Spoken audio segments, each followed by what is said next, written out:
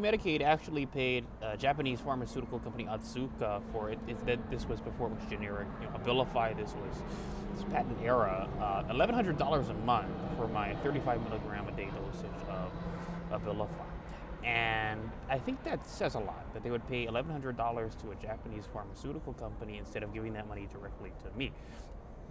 It's even today, that's why they come up with Exalti and even things that are generic, and they're just paying all this money to these manufacturers of drugs, once based in America, to keep a very significant portion of the population slowed down, under control, flattened out, and it's not good for them for the ways that I've explained. And it says a lot, and there's so much I could have done with the money, and I've made all these lists of things I could have done with the money. Among them, taking women on dates at the Pearl Ridge Shopping Center at the time, gone out and expanded my horizons, gotten on a plane inner island or to the mainland with that much money. But that's, I think, bare minimum for me. So my medication, the cost of it really was what it would cost to keep someone like me suppressed, because I've got these big dreams, and we're just not from the socioeconomic class with just the right amount of money.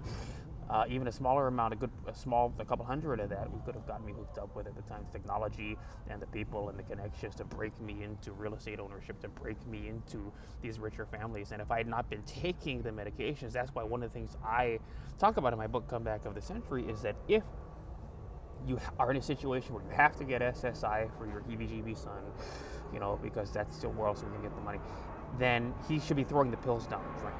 You have to be in agreement on how to pull off a big scam with the psychologist and the psychiatrist in order to get the right reports every single year or however long the period of time is, where they look at it and say, okay, does he still qualify for it? Is there still a need to get him the SSI? But if you're getting SSI and it's because a psychiatrist is putting stuff about you're taking medication, this is just one of the ways people get it, and it's a very common way that people get it. It's a very rare thing where someone's going to be unmedicated, at least on paper, and successfully getting benefits, because the typical pathway that you see where people are going to get hooked up with SSI for, say, what is now autism spectrum disorder or schizophrenia, because they're psychotic, is they're going to go and see a psychiatrist that's the preferred provider of an attorney, which is a good thing because they work together.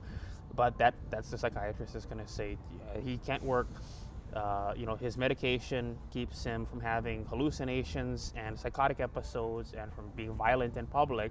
So it's so important to get that medication, have Medicare through Social Security. But, his level of functioning is never going to be at a point where he can contribute to society and earn a paycheck. And that's just what they say. And so now you can be one of the significant portion of SSI recipients that are schizophrenic, because that's how they hook you up with it. But it's much rarer where you've got someone where they say, we've tried all the medications, he's not taking any, but he still can't work. Because the truth is, if you're not slowed down by these medications, you probably can work.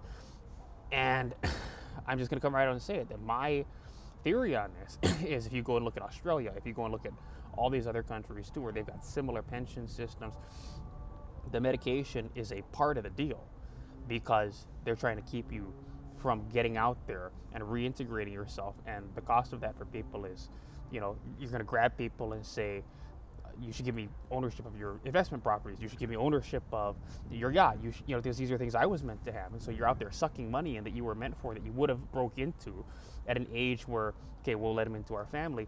But now 10 years have gone by, and these medications sublimated your ideas about connecting with beautiful, wealthy women by way of their parents, by writing letters to people in California, where they've got concentrations of fourplex ownership or apartment building ownership in La Mesa or El Cajon or across all the American Southwest, and saying, I want to meet some of your rich granddaughters, and this is what I want to marry into, because I'm just not satisfied with what my life outcomes are going to be. And this was an era when Barack Obama was the president, and this is the kind of stuff that people were thinking about. And even if you especially in California, where people are very liberal, we're going to spread the wealth around. And these people are not getting enough, just because the government takes some from us. He needs a lot more of it. And that's how we spread the wealth, is people marry into our family. You know what? This guy wrote us a letter, and we're going to let him marry one of our granddaughters. And what it did was it took all of these ideas that I had, and this was a time when you could get this data for free, and it just sublimated it into a dream. And you can't do anything. And there's no expert you can talk to say, I have an idea, and they would just immediately shoot that idea down as completely delusional and diabolical, and this is not something you should be thinking about as an unrealistic expectation. Social class is impossible to break free of. Well, they made it that way, and so now we're all in situations where the longer we were on these drugs, because now there's no place for us in society, and in order for us to be able to function, we have to have more net worth and be brought into more beautiful people, more beautiful environments with higher ceilings, in order to not be nuts, because the ugly around us makes us nuts, because we have an incredible sense of aesthetic discernment. We would then pose a danger, but that's their fault for putting us on these medications for so long.